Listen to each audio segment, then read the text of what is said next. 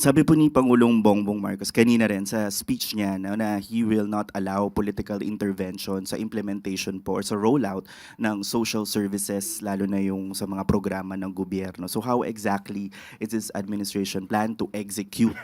Because isa po sa mga concern, for example, yung sa medical assistance, nagiging patronage politics din po dahil yung mga existence ng guarantee letters coming from politicians. So ano po yung, what will we do differently this time?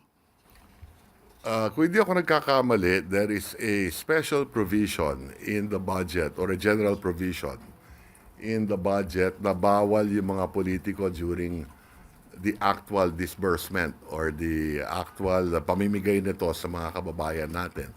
So susundan natin yung guidelines na yan under the General Appropriations Act of 2026. Wala yan dati. So ngayon nandiyan yan, susundan natin yung guidelines na yan. And one follow-up na lang po.